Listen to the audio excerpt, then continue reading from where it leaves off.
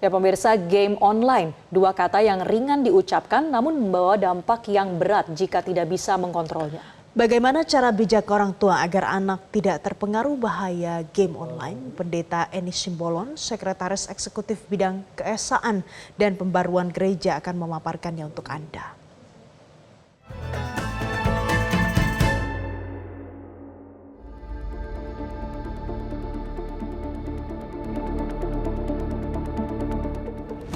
Halo pemirsa, Hikmah siang kali ini saya ditemani oleh Sekretaris Eksekutif Bidang Keesaan dan Pembaruan Gereja dari Persekutuan Gereja-Gereja Indonesia (PGI) yang ada di Jakarta, yaitu Ibu Pendeta Lenta Eni Simbolon. Di mana kita akan membahas mengenai isu terkini terkait dengan bahaya game online bagi ekonomi keluarga, bahkan berdampak buruk juga bagi tumbuh kembang anak. Selamat siang Ibu Lenta. Selamat siang.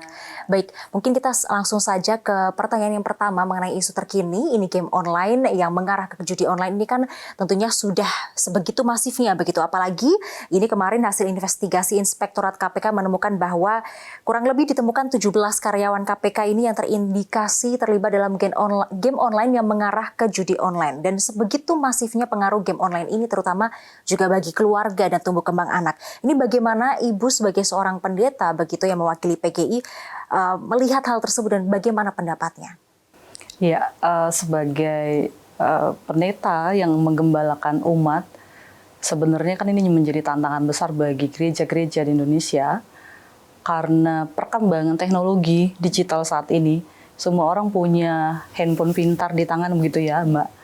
Apapun bisa diklik di sana. Mungkin juga tidak hanya anak muda, tapi mungkin pelayan Tuhan pun, pendeta pun konon katanya banyak juga yang dari game online ke judi online. Jadi tidak hanya aparatur negara atau staf KPK malah yang membuat kita resah ya.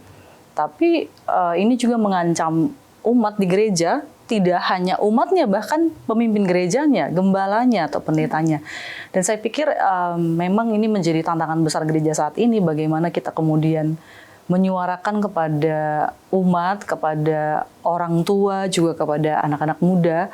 Kita kan nggak tahu ya, anak-anak mungkin tadinya tidak mau judi online begitu ya Mbak, hanya mau game saja. Tapi kan ada banyak iklan-iklan yang muncul berseliweran di mana-mana begitu, dan kemudian orang bisa tergoda dengan itu dan kemudian ikut dan kemudian kecanduan. Ini kan bahaya sekali Mbak, selain bisa menghancurkan ekonomi keluarga, kalau orang udah kecanduan apapun bisa dilakukan.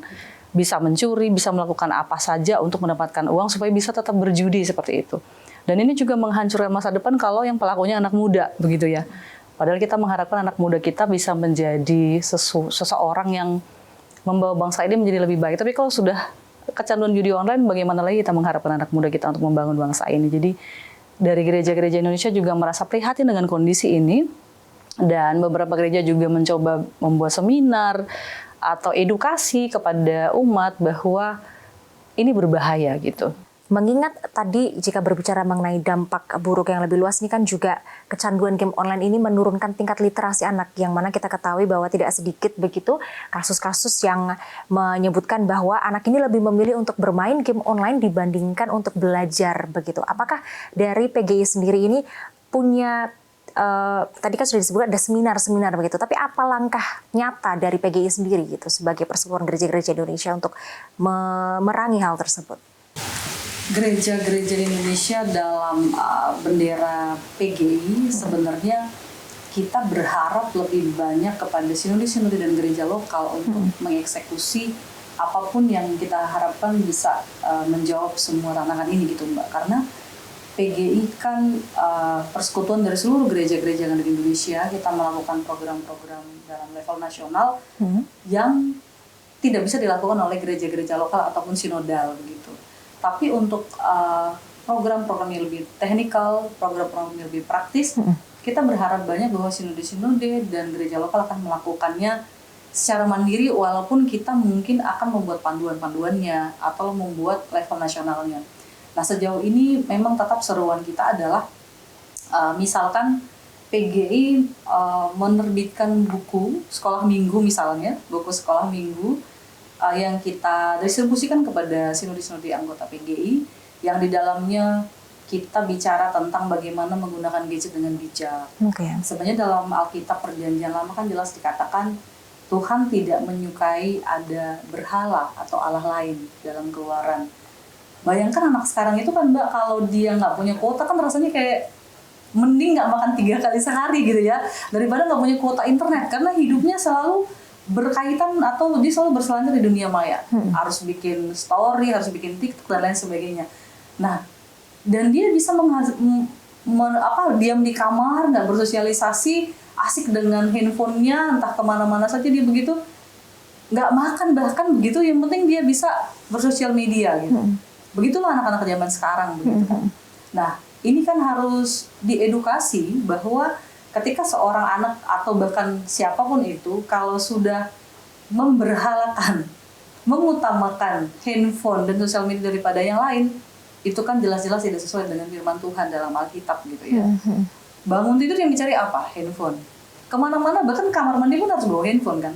Pokoknya nggak boleh terlepas dari handphone. Kuota internet harus selalu ada gitu. Ini kan berarti kita sudah memberhalakan handphone itu sendiri atau teknologi yang Tuhan sudah anugerahkan. Nah, saya pikir kita perlu menyuarakan lewat buku sekolah minggu tadi bahwa anak itu perlu punya diajari berhikmat itulah.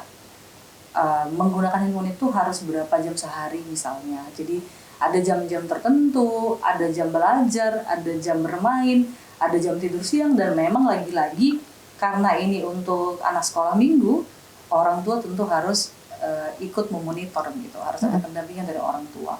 Oke, berarti kalau kita terlalu banyak menggunakan HP bisa disebut HP ini adalah sebuah berhala untuk kehidupan kita begitu ya Bu ya? Oke, ya. Baik, kemudian Bu, ini kalau kita berbicara mengenai game online, ini kan game online itu ada juga permainan yang kita bisa berinteraksi dengan orang lain. Dan game online kan tidak hanya dimainkan oleh anak-anak, tapi juga dimainkan oleh dewasa begitu. Dan memungkinkan juga begitu adanya ancaman predator seksual ya Bu ya, karena kan ini ada interaksi yang ada di dalam game online, sehingga antar pemain ini bisa saling berinteraksi selama permainan berlangsung. Ini bagaimana peran tokoh agama yang seharusnya tentunya kan hadir guna untuk menyelamatkan anak-anak dari jerat pedofil ataupun child grooming, ini bagaimana peran tokoh agama tersebut? Saya pikir kembali kepada seruan-seruan dari gereja yang berartinya tentu tokoh agama tidak bisa memonitor seorang anak misalnya, tapi orang tua yang tahu bagaimana anaknya di rumah. Jadi memang peran tokoh agama itu penting untuk bersuara di gereja lewat mimbar, lewat khotbah, lewat pendalaman Alkitab, lewat seminar-seminar kepada orang tua. Ini kan ada banyak gereja yang melakukan seminar parenting misalnya, bahwa cara mendidik anak dulu dengan sekarang berbeda begitu ya, bahwa orang tua juga harus melek teknologi supaya bisa menemani anaknya yang generasi Z atau Alpha. Kalau enggak kan orang tua akan tersesat sendiri, nggak bisa menemani anaknya dan nggak tahu anaknya ngapain aja. Dan lagi-lagi saya pikir PGI dan gereja-gereja secara sinodal mengharapkan keluarga kembali menjadi harapan kita, menjadi pilar utama kita untuk bisa merespon terhadap hal ini secara praktis gitu ya Mbak. Karena iya, hanya orang tua yang tahu anaknya ngapain di rumah, sekolahnya di mana, berapa jam dia di luar rumah, berapa jam dia di rumah, ngapain aja di rumah. Jadi harapan kita orang tua bisa menemani anaknya, karena memang jarang sekali juga sekarang, apalagi di kota besar, nggak ada lagi waktu orang tua bersama anak kan. Anak itu kadang pergi dari rumah ke sekolah, les sana, les sini, pulang udah malam, kapan lagi coba ada waktu bersama dengan keluarga, bersama dengan orang tua. Tapi dalam keterbatasan waktunya seperti itu, tetap harus dicari waktu bersama-sama, bicara, ngobrol antara orang tua dan anak di rumah. Membicarakan apa yang terjadi hari ini, ngapain aja di sekolah, siapa aja temennya, sosial medianya siapa aja temennya. Bahkan orang tua kalau boleh berteman dengan anaknya, berteman di Instagram, berteman di TikTok. Dan kalau boleh yang kecil-kecil atau yang remaja itu memang mesti dilihat ketika bermain sosial media, apa aja yang dibuka anaknya. Kebanyakan kan orang tua, kalau dulu ya Mbak, kalau anak menangis, orang tua kasih makanan biar diem. Kalau sekarang anak menangis, orang tua kasih apa? Handphone, gadget. Anak itu akan sibuk dengan YouTube, video, apapun. Yang penting diem, orang tuanya udah pergi ngapain aja, terserah gitu. Dan itu adalah cara mendidik anak yang saya pikir jauh dari yang kita harapkan gitu. Ketika anak pun diberikan kebebasan bersosial media atau dibelikan gadget atau dibelikan handphone, tanggung jawab orang yang lebih dewasa, orang tuanya, untuk mendampingi anak itu bagaimana menggunakan si alat itu. Kalau tidak, itu akan jadi bumerang. Seperti Mbak katakan tadi, bisa saja anak itu menjadi korban pedofil misalnya, atau korban penjualan manusia, atau korban pelacuran dan lain sebagainya. Padahal mungkin si anak tadinya tidak punya motivasi apapun. Tapi kan itu bisa muncul, seperti saya katakan tadi, banyak iklan yang lewat sana-sini. Kita pun bingung sekarang ya, banyak sekali iklan, dan itu ada judi online, ada macam-macam. Kalau orang dewasa tidak mendampingi seorang anak-anak atau remaja dalam menggunakan sosial medianya dan menggunakan teknologi yang hebat ini, ya bahaya sekali. Anak-anak bisa jadi korban banyak hal, korban human trafficking, korban penjualan manusia, dan ataupun itu tadi pedofil atau pelacuran online dan lain sebagainya, Mbak. Jadi memang gereja punya tanggung jawab untuk menyerukan ini dari mimbar, berharap orang-orang yang lebih dewasa, orang tua bisa menolong anak-anak kita, bisa mendampingi mereka. Oke, baik, terima kasih Ibu Lenta untuk penjelasannya, kemudian untuk pandangan-pandangannya terkait dengan isu terkini yaitu kasus bahaya game online yang tadi juga ada sedikit mengarah ke judi online dan juga menyebabkan dampak buruk lainnya.